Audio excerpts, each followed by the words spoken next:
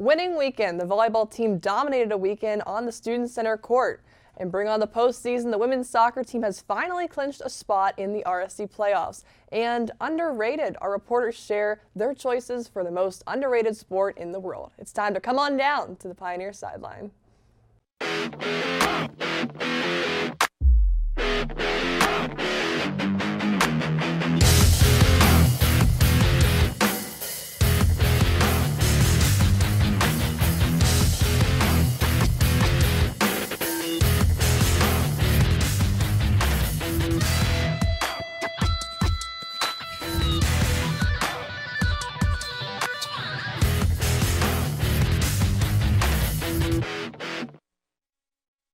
Good evening and welcome to the Pioneer Sideline. I'm Nicole Pampina, and we begin tonight with the volleyball team who celebrated a winning weekend at home with some RSC matchups. I was on the call for both of those games on Friday and Saturday against two teams from Kentucky, both the Eagles, Midway and Asbury, both walking away with a win. They started on Friday with a sweep against Midway. They closed the opening set. That was the tightest game, 25-20, but came back no problem. Taylor Small, 10 kills for her, has been dominating on the court, and Maria Ferragonia, one of the MVPs in my own book for this weekend, with 15 digs, and she had a pancake. Whenever you stick your hand out on the court and the ball just lands on it, and they're the most fun thing in the world, and I loved it so much.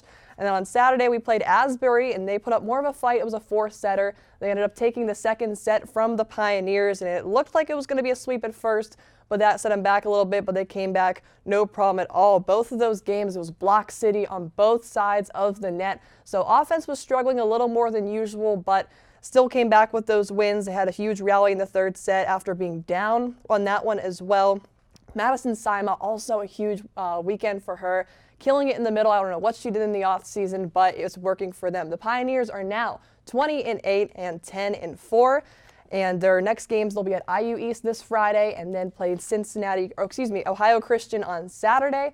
Right now they're in first place for the RSC East. If they remain in that spot with that 1.5 game edge over WVU Tech, then on November 15th through the 16th, we will host the RSC tournaments, and that'll decide who is the best of the best. So we'll have to wait and see. I have my fingers crossed because Point Park Sports Network will be broadcasting those, so hopefully they can maintain that #1 spot. We return things now over to our mascot extraordinaire, Sarah Gibson, for this week's Mascot Mania. Sarah? Thank you, Nicole. If you're a fan of the Missoula Osprey, congratulations. You can call yourself a paddlehead. After attempting to rebrand the team in an effort to increase attendance, the minor league Missoula Osprey are changing their name to the Missoula Paddleheads. And their mascot? A moose. The moose is going to be on all new merchandise for the team, and that rebrand also includes a change in color from black and white to hunter green. The website has already been changed for those who want to see what it looks like, but for those in Missoula, this change isn't all welcome. Many fans were happy with the Osprey name, which had been around for 25 years, and others weren't happy with the new name Paddlehead, and instead wanted it changed to one of the previous names of the team, the Timberjacks or the Highlanders. And in this week's Mascot of the Week, I'd like you to meet Big Red of Western Kentucky University. I hate him. When you look at Big Red, what do you think he is? A bear? A hilltop to reflect the WKU Hilltoppers? Nope. He's a big, red, furry blob. That's what his official designer describes him as. When he was originally designed, the school wanted to stray away from the hillbilly stereotype of Kentucky, so they decided to make their mascot as horrifying as possible. He is supposed to symbolize the spirit of WKU students, and if that's true, those are some of the scariest spirits I've seen all year. Why does his mouth go all the way back around his face? Why is his stomach so distended? I can tell you why his stomach is so distended. It's because he eats students. Yeah, it's just a fun little game they have at WKU where he sticks his whole mouth over a student and pretends to eat them. And to top it all off, he's in the Mascot Hall of Fame. And Youppi, the mascot for the Montreal Canadiens, isn't, which is some ridiculousness if I've ever heard it. All right, I'm getting tired of looking at this monster. Let's take it back to Nicole at the desk. Well, how am I supposed to follow that up? And the only mascot that should be named Big Red is a giant pack of Big Red gum, which is more horrifying. But thank you for that, Sarah. When we come back, our reporters will break down the playoff berth by the women's soccer team after this.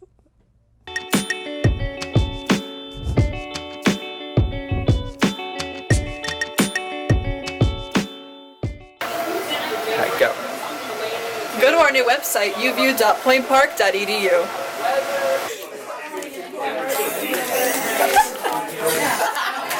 Go, go, go, go, go, go!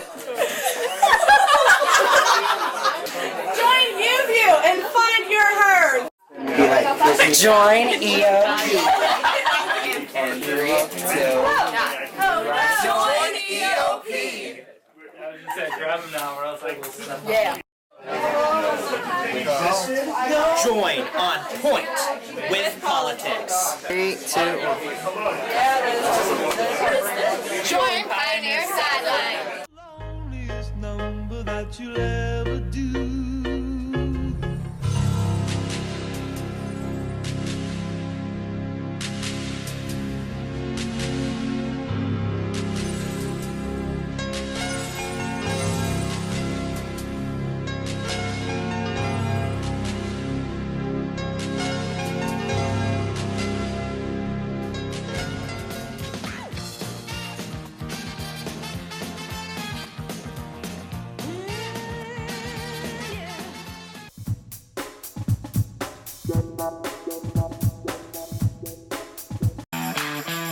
Welcome back. The women's soccer team clinched a playoff berth for the upcoming RSC postseason. Taylor Spirito joins me now to break it down. Taylor, thank you for joining me. Yeah, thanks, Nicole. So let's start with, how did the most recent games go for this team? So the women's soccer team won at Rio Grande, which is absolutely huge. We've been talking about this matchup, not just for the women, but for the men as well. Rio Grande has always been their biggest competitor, and they won against them 3-1. They had back-to-back-to-back goals from Tia Haru, Nola Maguire, and Taylor Goldstrom.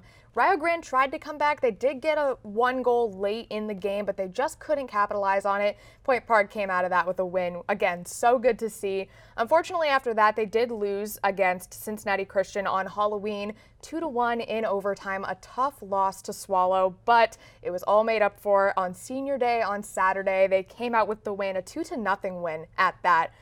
Granted, it was against Brescia. They are now currently 0-10 on the season, but it was still really nice to have that win for their 2 seniors who were out of that game, and just to get their hopes up for this upcoming postseason run. When they played that game, even when they won that game, their spot wasn't solidified yet, but that was a nice little way of getting their spirits up and, oh, if we make the playoffs, we can do something with this. And now they're there, and we'll see what happens. And we've been talking about that on the Pioneer sideline too, is they kind of had a rocky start. You see like all the articles in the Globe too. A little bit shaky. So how did they clinch this spot in the playoffs, and what does the picture look like now? So they did suffer a lot of straight losses in the very beginning of the season, and that happened last year too. But they came out and had a really impressive season last year, and this year they pulled together some really nice win streaks. Definitely was not as they were expecting, though. They did end the season 6-11-1, which is not the best record to have. It did still clinch them a playoff spot, and the last time they had this record was actually back in 2016 when they entered the playoff picture, and they ended up going to the RSC finals and lost against Asbury. A really close game, if I'm recalling correctly. It was 2-1, something along those lines. Really close, tough loss. So that's how they got there, really rallied together to get those clutch wins, like I said, against Rio Grande. That one was absolutely huge, not just for the 3 points in the RSC, but for their confidence. You win a game against Rio, any of the soccer teams, and it's automatically a confidence booster. Absolutely. Now, the seniors, let's go back to them and keep on honoring them a little bit. What have they contributed to this team this year? So they only had 2 seniors this year. They had Chloe Bowser and they had Nikki Pollins. Their presence throughout this whole season has been so known. We've talked about Chloe Bowser and how much of an impact she has had on this team in her years here. Won a few titles, Defensive Player of the Week, Defensive Player of the Year, things like that. And her presence has always been known on the field, but I think Nikki Pollins has been a nice little surprise this year. She wasn't someone that we talked about in the previous seasons like we did Chloe Bowser, but she had such a positive impact every single time that she was on the field.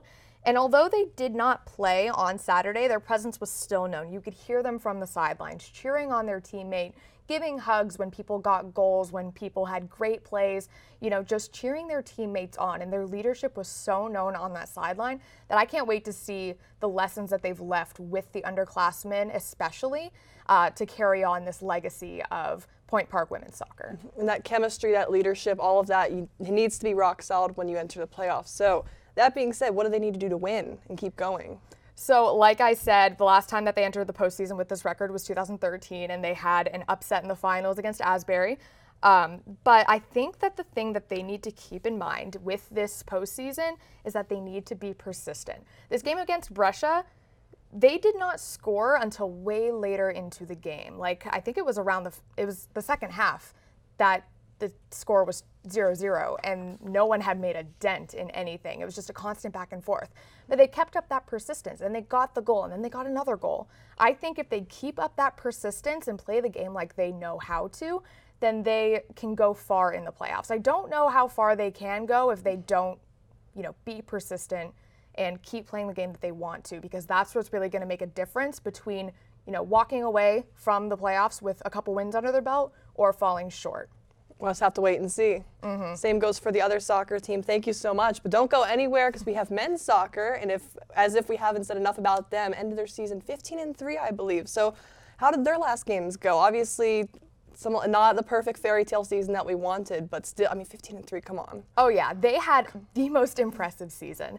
They kind of had a flip-flop from the women's team. They lost against Rio Grande on Monday the 28th. They lost 10-2, a very, very tough loss. Mitchell Rell tied it with just over 30 minutes in the game to make it 1-1, but then Rio just kept rallying until it was 5-1 at one point, and then Point Park scored again, but it just wasn't enough for them to come away with the win. That is such a tough loss, and we've seen Point Park hand teams losses like this at the very beginning of the season.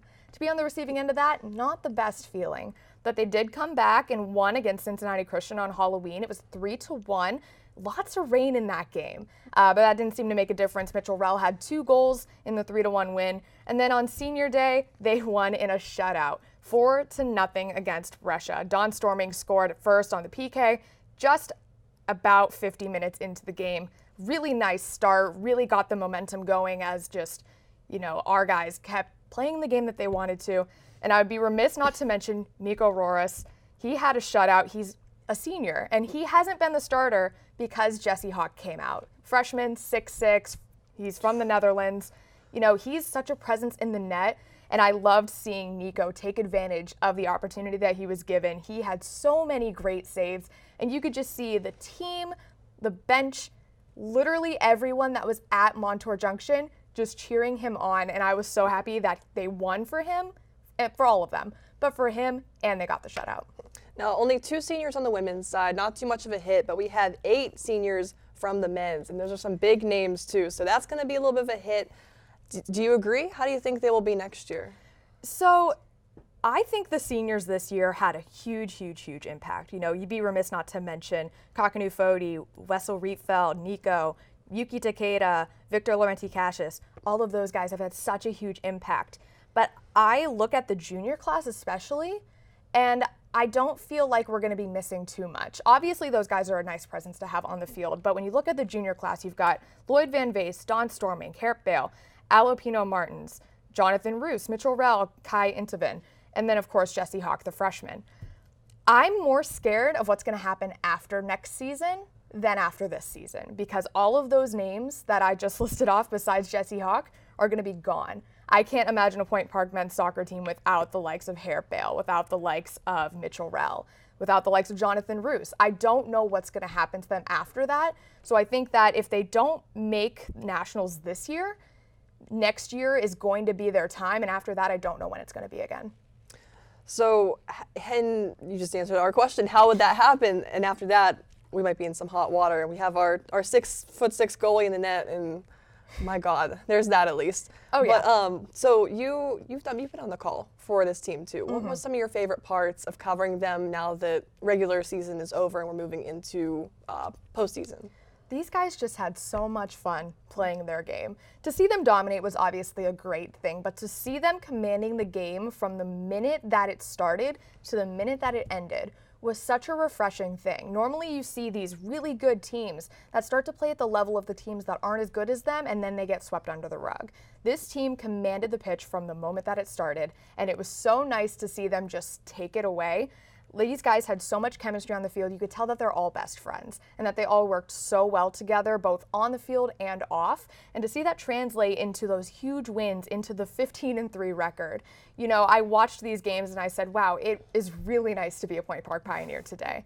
It was just so much fun. That's a heck of a confidence booster, too, whenever you can go out and have faith in your teammates, because that could be detrimental. If you don't believe in the guy playing next to you, I mean, that can take down the team in a second. So, oh, absolutely. Fairy tale season for them. It was a blessing for you to cover them, because we'll see what maybe next year we'll have that again. But thank you so much for joining us for men's and women's soccer. When we come back, we'll dive into the regional and national headlines from this week. Don't go anywhere.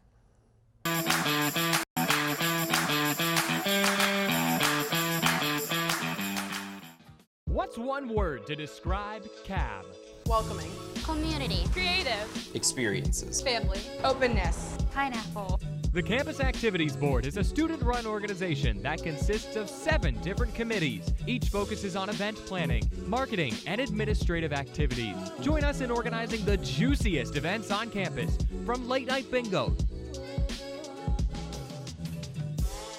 to festive dances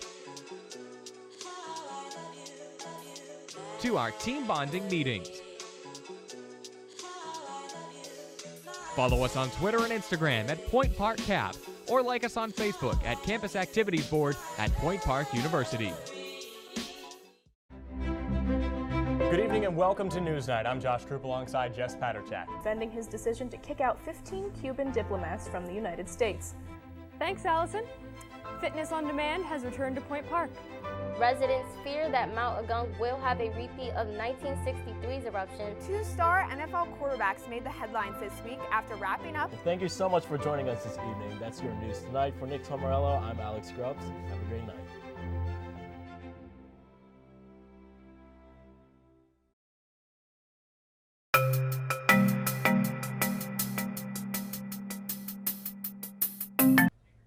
Welcome back. Trevor Ulichny is in the studio now to break down the news from the Black and Gold. Trevor? Thanks, Nicole.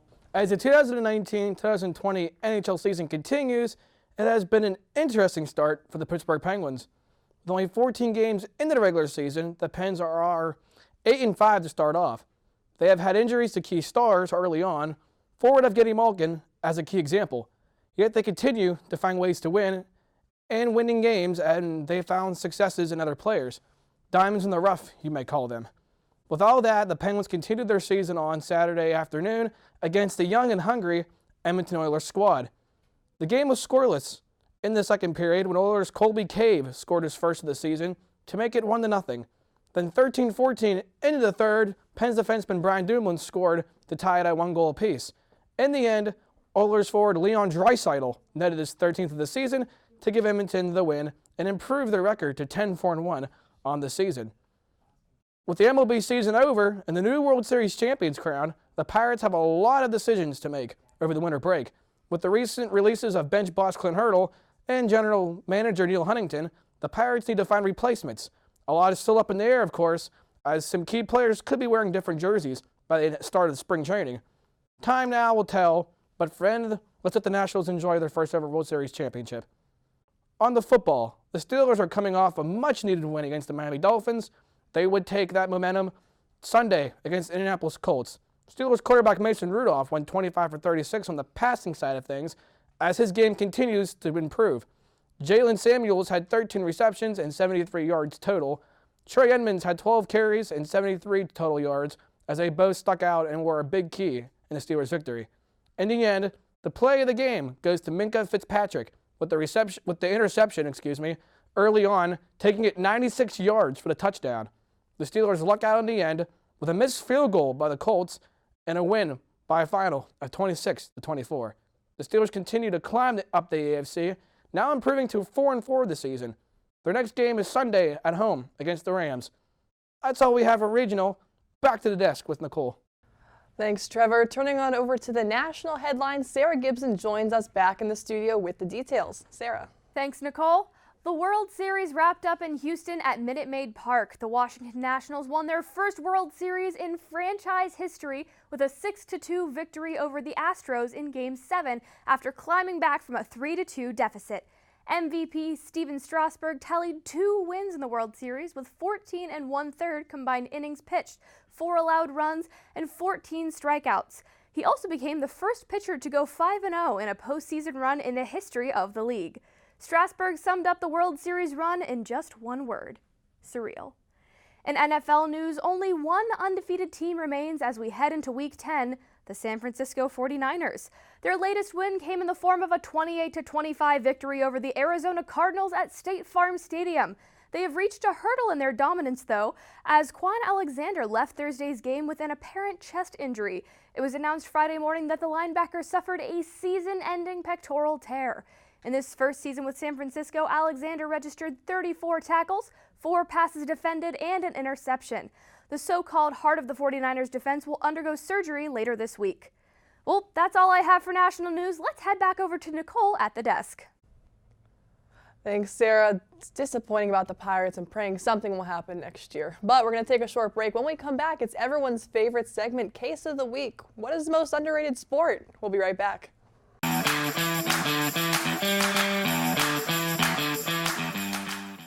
What's one word to describe CAB? Welcoming. Community. Creative. Experiences. Family. Openness. Pineapple. The Campus Activities Board is a student-run organization that consists of 7 different committees. Each focuses on event planning, marketing, and administrative activities. Join us in organizing the juiciest events on campus, from late-night bingo to festive dances to our team bonding meetings. Follow us on Twitter and Instagram at Point Park Cap, or like us on Facebook at Campus Activities Board at Point Park University. Good evening and welcome to Newsnight. I'm Josh Troop alongside Jess Paterchak. Defending his decision to kick out 15 Cuban diplomats from the United States. Thanks, Allison. Fitness on Demand has returned to Point Park. Residents fear that Mount Agung will have a repeat of 1963's eruption. 2-star NFL quarterbacks made the headlines this week after wrapping up. Thank you so much for joining us this evening. That's your news tonight. For Nick Tomarello, I'm Alex Grubbs. Have a great night.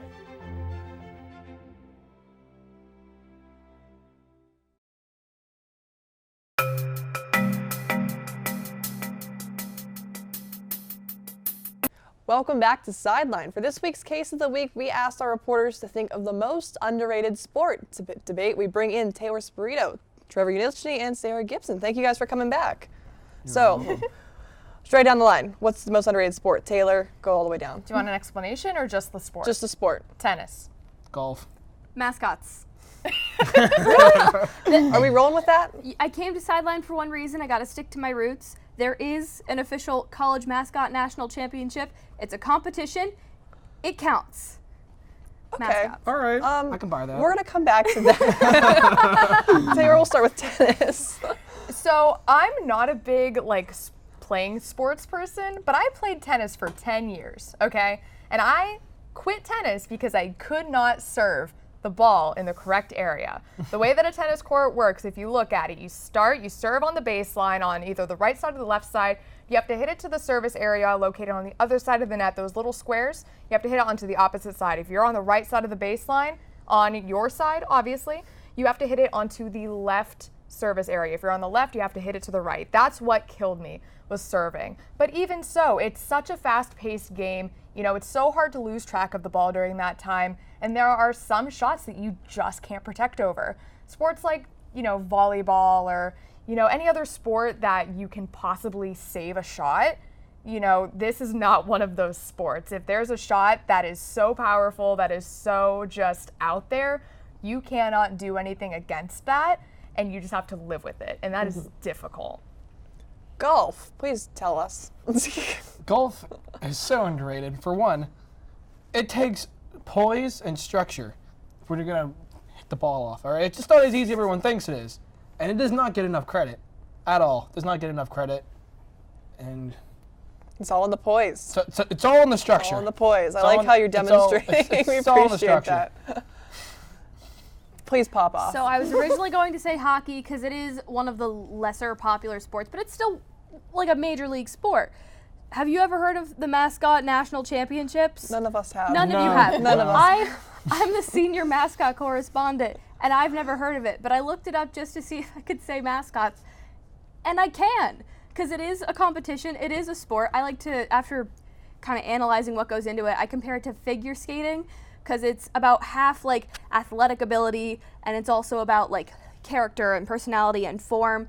There are 1, 2, 3, 4, 5, 6, 7 categories. There's overall character development, game situations, crowd involvement, just interaction with band and cheerleaders, community service, school activities, which are non-sports school activities, and overall impression. So it's who can do their job the best. Yes, it's who can do their job the best. And I think it is great, honestly, because it ties in, physical strength, it ties in personality, it ties in dedication, determination, and community service, which I think is something that's really nice. But I think it encapsulates it all, and nobody's ever heard of it. You see, when I think of like a mascot event, or what I would hope for, and we discussed this off camera, is I want like a Royal Rumble, like WWE Royal Rumble of mascots, and I'm disappointed that's not what it is. So maybe you can start that, and that'll be your legacy. But it's a different thing. Wrestling. I would love that.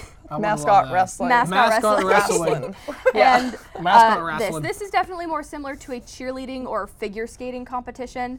But cheerleading and figure skating are still sports. Figure skating's in the Olympics, gymnastics is in the Olympics, and I like to compare what I have discovered with those sports because, like gymnastics and figure skating, it encapsulates art with physical prowess.